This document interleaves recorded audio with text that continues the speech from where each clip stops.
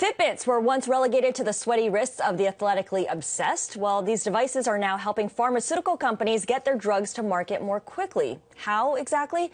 Wearables are now being strapped to people participating in drug trials in hopes that the biometric data will more effectively determine if a treatment is working. So for more on this story, let's bring in Anna Edney from Bloomberg News, who wrote this story. She joins us now from Washington. Anna, a question here is how accurate of a reading Fitbits can provide. I know a lot of people who have used Fitbits say that when they work out, for instance, it doesn't count that as a step. It's only when they actually are walking that's counted as a step.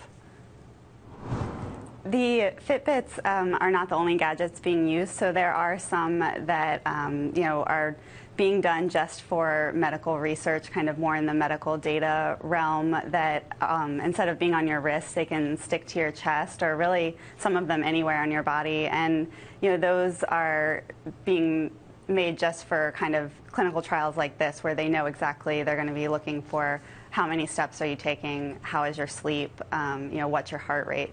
Right. We're looking at a picture of the biostamp from MC10. So there's a distinction to be made here between these consumer tracking devices and ones that are produced for this specific purpose. What kind of information exactly is being gathered? And tell us how it helps companies bring their product to market more quickly.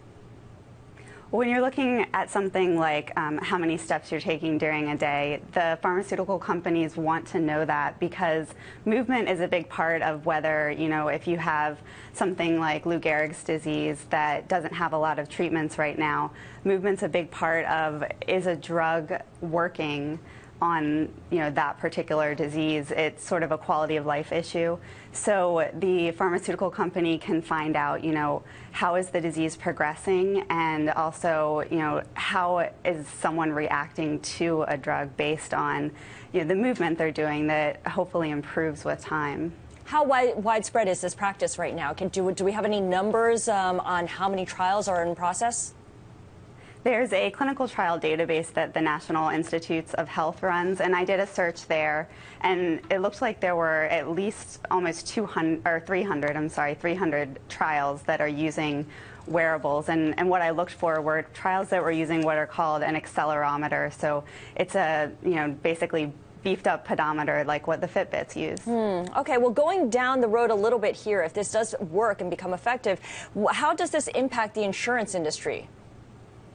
Well, down the road, the hope for pharmaceutical companies is that they can prove the value of their drugs, so they can show that quality of life is improving, and hopefully they can get the insurance companies to agree to pay the prices that they charge for those drugs. It's been kind of a constant battle recently on the pricing of drugs, and insurers and other payers complaining that they're really way too high. And so if the pharmaceutical companies could try and show some benefit that maybe they're not showing now, they might have an easier time getting those payments.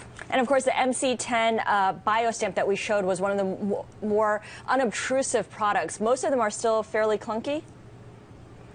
Yeah, they're not as clunky as they used to be, and but they're gradually getting better, and they're I think for the drug makers, it's a benefit to be as small and unobtrusive as possible. That way, maybe people wearing them won't exactly remember that they're on, or those kind of issues. Right, they'll continue to do the activities that they normally would and wouldn't tailor their movement for the sake of the device.